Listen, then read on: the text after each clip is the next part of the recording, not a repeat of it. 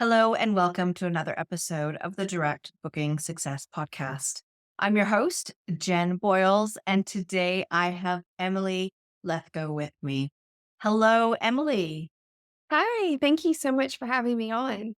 Oh, I love having you here. It's going to be so great. You're so welcome. Let's start with how you got started hosting. Can you tell us the story?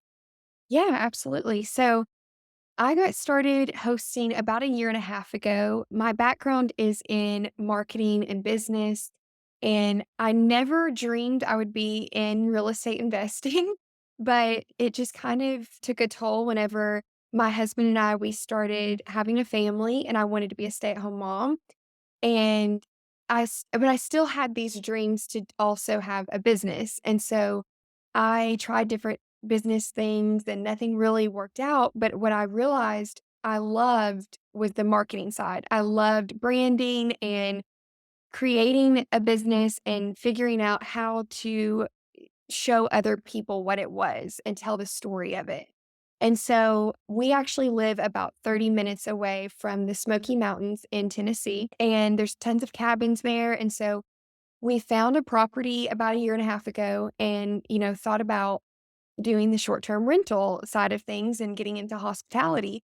And I immediately just knew, well, we have to share the story. We have to market it and share the social media side of things and really invite people in to see what we were doing, how we were going to renovate the property, and allow them to get to stay there and book a stay one day. And so that's kind of how it unfolded. And then from there, once I was in that world, I was like, I love this. And I want to share and show other people how they can use their property and tell that story using social media and get those direct bookings and not have to only rely on the major online travel agencies. Love it. Love it. You're speaking to the choir here. You're Yeah. speaking to the choir, whatever this saying is. It's Yeah. amazing.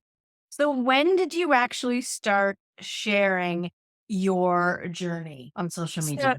yeah, so my dad and we were the ones that kind of partnered together and we were looking at properties. And as soon as we closed on the property and it was officially ours, that's when I started sharing everything.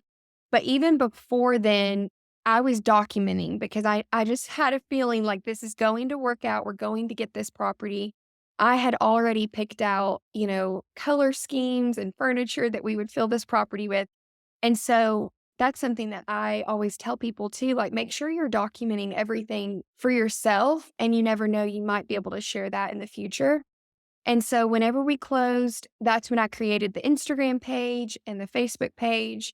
We named the property and I just slowly started sharing that renovation process because it was a full renovation. We had to pretty much gut the whole place and get new everything. So that made it really exciting to share that transformation for people and show those before and afters. And so I took people on that whole journey and let them know, hey, get on our email list if you want to be the first to know when it goes live, and just really telling that whole story. I love that because I was just going to ask you. So, how did you get, the booking started? So, you're sharing the renovations, you're taking people through this journey. You're saying to them, hey, if you wanted your chance to stay here, get on our email list. Very Yes. smart, very Yep. smart.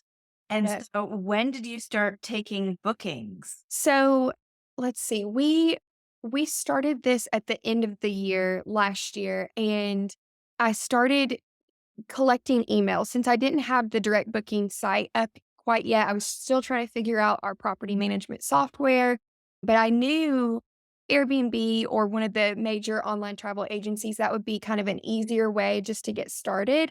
But I knew ultimately I wanted those direct bookings. I wanted to have my own brand. So I thought, I think this will be easier just to do it from the beginning instead of getting used to the online travel agency and having to figure all that out and kind of backpedal later. So I just immediately started from the get go. I collected emails using an email marketing platform and simply the first incentive was just if you want to be the first to know when we go live, just get on our email list. And then I incentivize people by saying you will get a special discount, a 10% discount if you are on our email lists. Make sure to join this email list. You have to, be repetitive and tell people, make sure they know. And then as soon as the direct booking site was available for people, that went blasted to that email list and they were ready. They understood what was happening. I had already built that like, know, and trust through social media, through content, and through email marketing. Wonderful, wonderful. Very, very clever. And I know you have a background in marketing, so not everybody's going to think of these clever things to do. But I love that you were basically building a community from day one, a community that would want to come and stay with you so that when you launch the site's open for bookings, there was people ready and wanting to book. It wasn't like you opened up that site hoping bookings were gonna come in and there was just crickets. Like, they were bookings coming in. But can I ask you, why didn't you wanna go the easy way? Why didn't you want to rely on the OTAs, the online travel agents from the beginning, and then worry about the direct booking stuff later? Why did you want to start that from the beginning? Yeah. Well, so that actually goes back into my past business experiences. And I've partnered with other companies and I've realized you're like selling and trying to market for somebody else's vision.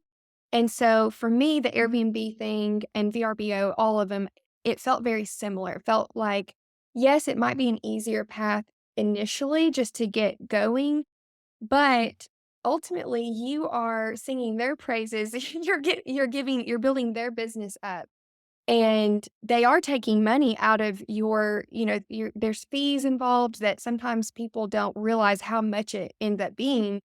And so I just saw that from past business experience and past things that I know. I just felt like I want to do this on my own. I want to have my own website that I own. I don't want to trust and put my all my efforts into somebody else's business. And what if something happens to that business and all my bookings are gone? I just quickly felt I want to have my own platform, my own brand that I can funnel people to and attract my own guests and do it my way, basically and save those fees. I could make my booking less money for my guest over here. I could save them money that way, have more control, communication, all of those things. So to answer that, I would say it's from my past business experience, knowing partnering with a company versus having your own business is just totally different Mhm. things. But you still have listings, don't you? Yes, yes. I stay on Airbnb and VRBO, and then I primarily focus on all my marketing to drive traffic to the direct booking, but it's also like, why not be on those as well? You can get bookings from them, but ideally, my goal would be to one day have 100% of my bookings direct booking. Yeah, no, I think that's great. But also, on the other hand, no one's going to pat you on the back, except for me, maybe me. I think I Yeah. would be pretty happy if I heard, yeah, I'm 100% booked direct because you can do it. And there's people out there that do it. But, being on the OTAs, they do give you some visibility and some credibility there too with guests, rightly or wrongly. But it is true. We can't hide from that fact. But I love that you started from day one, even before day one, it sounds like, building that brand for your business and getting people interested in it, and it really was social media that drove this for you, wasn't it? Yeah, yeah, and I'll say too, I always like to share my Airbnb link as well, like right next to my direct booking, so they can see kind of the price comparison, but I think that is important for them to that credibility to see those reviews on Airbnb and to realize, okay, this is a real site and all of that, and then they can see our direct booking. So I definitely think there's that credibility piece there. And then for social media, it just I have fun with social media. I encourage other people, try not to let it stress you out. You can have fun with it. It's a creative outlet, especially all the videos that you can create through your property or even filming yourself or if guests are filming themselves staying there or using the amenities, that type of thing. But that's been a huge piece of it just to show the property itself because instead of just looking at professional photography, now people can see the inside and videos of every piece of it and they can actually picture themselves there. Yeah, and so let's go back to the beginning here because we're talking about content.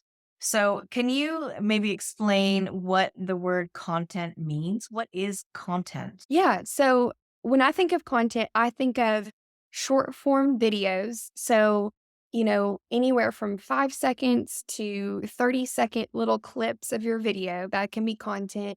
It can also be just, I think of like storytelling, telling the story of your property, of how, maybe even how you got to your property, how you purchased it, or the history of the property. Our cabin actually used to be a wedding chapel, and so that was something that I shared with people. We wanted to find more information about it, but even just knowing that it was a wedding chapel was a really neat history piece to share.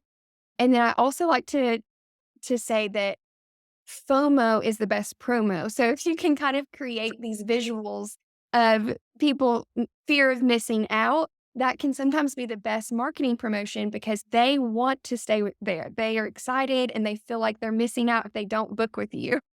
I love that. FOMO is the best promo. Oh my Yeah. goodness. I might be stealing that. Well, That I don't it's not mine. Oh, I'm it's not sure. No, I'm not sure where I heard that, but I heard that a long time ago, and I'm like, "That is so true." That's that how I is feel. that is true. FOMO. Yeah. Yeah, that's really true. So content really is anything that you're creating. So videos, photographs, you're putting it on social media. The words that you use, content is creating. So what content should we be creating? Now, I hesitate to ask you that because I think you're going to talk about video, aren't you? That's really where we should be focusing. Yes. So I'll go a step further with that though. From video, I think what I'm seeing on my side of things and for clients, the best conversion that we're seeing is when you can see people in the videos. And I know that that can be tricky, but like for me, when I go to my property, for example, I can make sure that I'm filming me making some coffee or something like that. And you're seeing a person in the kitchen using that coffee pot.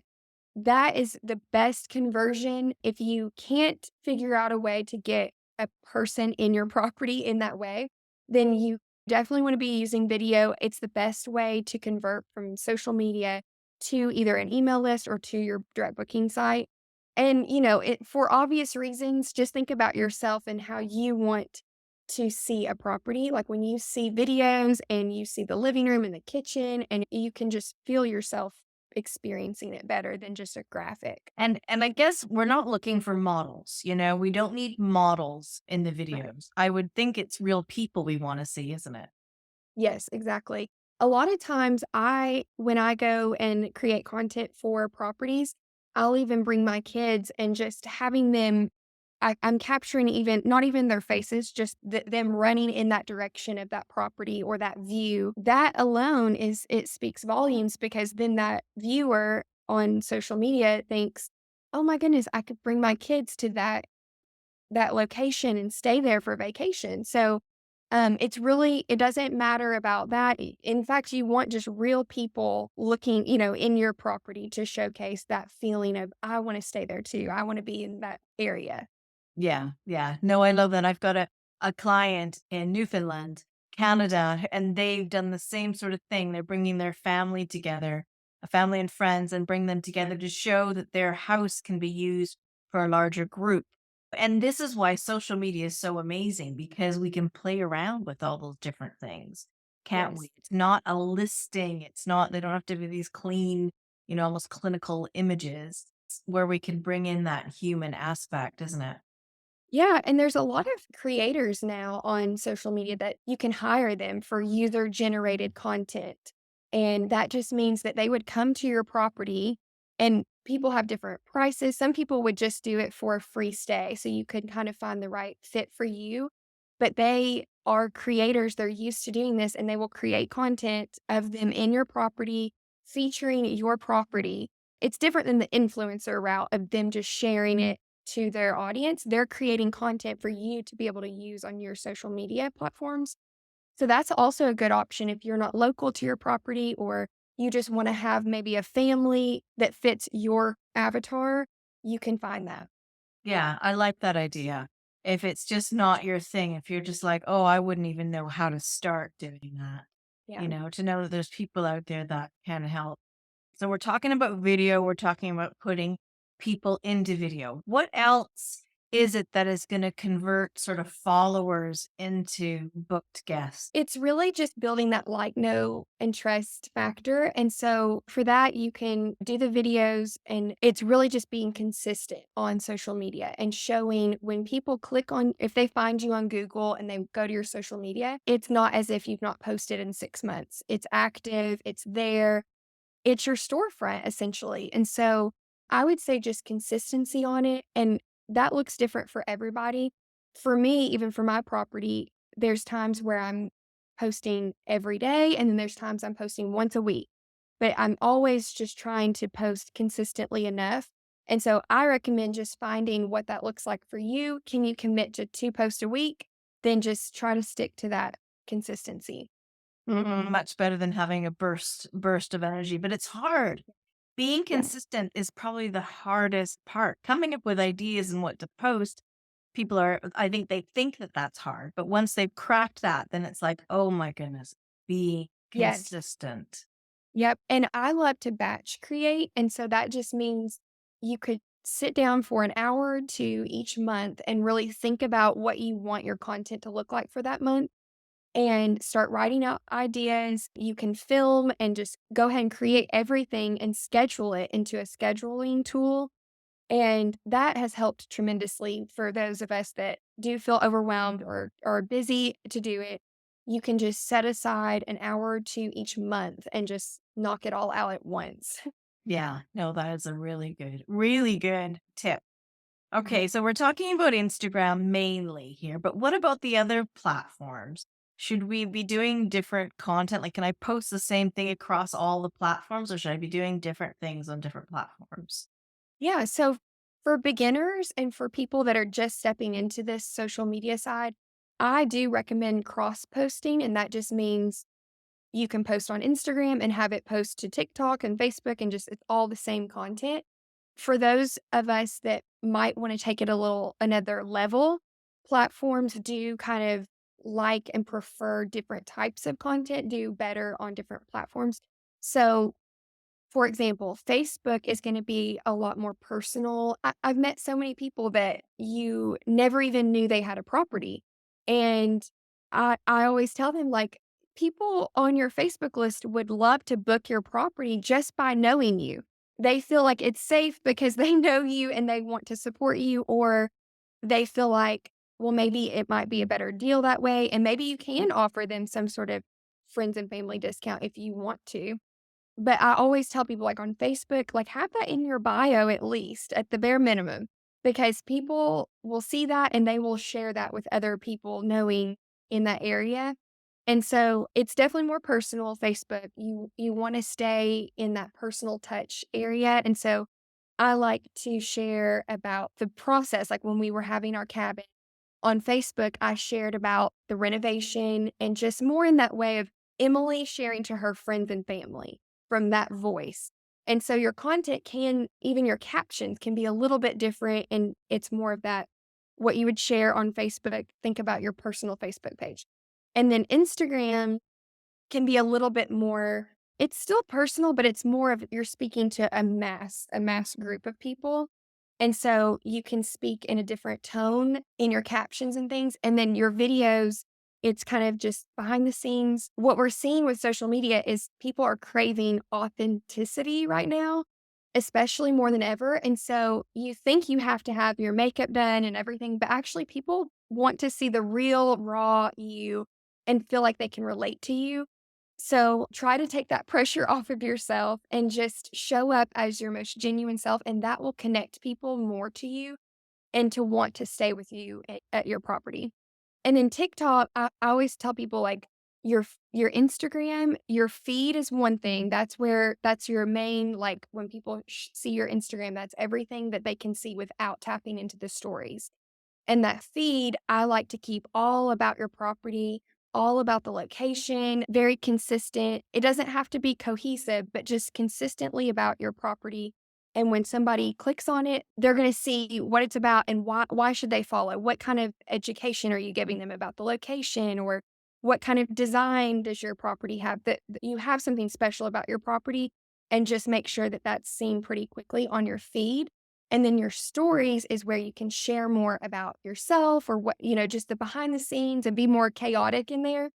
And your stories are kind of what you should be posting on TikTok because that's just going to be the real and raw as it gets. And so that can be posted on TikTok. But I mean, if you're just getting started, I recommend just cross posting, just post one thing and stream it to all the platforms. That's the most easiest way to get started. Yeah, no, I agree with that because, we're not in this business to be content creators, are Right. we? We're in here to Right. provide hospitality and have guests, and we've got to wear all these different hats. So it's wonderful having you on today to help us sort of dig into creating this content for social media. What about hashtags? What platform should we be using them and how we should we be using them? I know I'm a strong follower of hashtag book direct, but what else should we be using? Yeah, so I like to use it's called Metricool, and this is how I schedule my content, but it also gives you all the analytics of things. And so when you start to use hashtags, you can actually track and start to see which hashtag is working for you. You can see this in your insights as well, but if you're going to schedule your content like we talked about batch creating, Metricool kinda does it all for you, and there is a free version, which I love. So, that's kinda how I start to use hashtags based on the location, based on the type of property it is, based on what other people are going to be searching for that would want to stay at your property, and then you wanna start tracking it kind of monthly and seeing like, okay, did it do really well or am I not getting any traction from it? And if those hashtags are performing well, you can keep using those and then maybe start to use some new ones to see if those work. But I like to use them either in the caption or you can in the first comment right after you post, the first comment, add those hashtags. But I have found that you just wanna really make sure that it's relevant to what you're posting. So, if you're posting something about the pool as an amenity, you don't wanna hashtag just something totally irrelevant to that pool because the algorithm does not like that. So, you just wanna make sure that it's relevant hashtags and things that your future guests are going to be searching for. What about putting your hashtags in your actual caption? Not at the end, but like in your caption where you're writing and you're talking about it. So you're like, I'm staying at hashtag Smoky Mountains, that Okay. kind of thing. Yeah, I don't love that. I feel like they all need to go below. Just keep those that's more of your search engine optimization type of thing. It's not really for people to look at or click on. It's more of just telling the algorithm, kind of helping it out to say, this is what I'm talking about. And so you can Yeah. keep that in the comment or below the caption completely. You're so diplomatic because they just drive me nuts. Like, I hate reading it. I just do. I hate it. I'm like, just stick them at the end or in that first, the first comment. Uh, Yeah. yeah. Okay. You're so kind. Now, what about using hashtags on different platforms? I know Instagram is like the big one to use them, but do hashtags work on other platforms? Yeah, so you can try them on them all. And again, I guess that's why I love Metricool because instead of trying to run your insights on all different platforms, you can have it all on one platform through Metricool. And so I'm always like looking at my hashtags based on all the platforms. But TikTok and Instagram, I really recommend using hashtags still right now. And social media, I mean, it changes all the time. So you kind of have to just stay on those trends or be aware of when you're listening to content about social media, keep an eye on when the date was that it was published. Because if you go to YouTube and start searching like trends or things like that or tips on social media, if it was 2 years ago, it's not gonna be relevant right now, most likely. Yeah, no, that's a good thing to think about. Well, it's been wonderful having you on today to talk about content and getting into social media and giving some real strategies and tips for people to follow, real actionable advice there. But before you go, I do need to ask you, what does direct booking success mean to you? Yeah, so direct booking success to me means creating something that is mine through branding my own website and successfully being able to host guests through my own efforts. That's what it means to me is like basically having my own little thing that I feel like when I get a booking from a guest that I know found me through my own efforts, it's like that much more special because I feel like I'm going to easily retain that guest. It just feels more personal to me for some reason. So that's kind of my version of success is making that like hospitality relationship with my guests and having that through my own website. Brilliant. Brilliant. I love it, Emily. I really, really do. So I'm going to put your links in the show notes so people can come and have a look, especially on your Instagram and like that and TikTok. But you also have a special offer that you want to give, don't you? Yeah. So I created it's called the Content Collective and it's a membership. So it's $47 a month, but I'm giving you all a code and that's going to get you the calendar. It's a content calendar for only $7. And basically what this is every day I give you a prompt of content for social media for your property. It's very specific to short-term rentals and it kind of just helps you to know, okay, on Monday, here's an idea. And you don't have to post every day, but at least you'll have content ideas for every single day. I also give you reels ideas and TikTok ideas and trending audio. Everything you need is in this content calendar. And so it just kind of takes the pressure off of you to have to always be thinking of new ideas.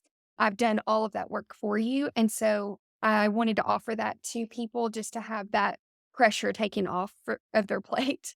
That's great. So that's really wonderful. Thank you for that. And I'll put the link to sign up and the code in the show notes so that people can get that special offer. Thank you, Emily, very much for coming on today.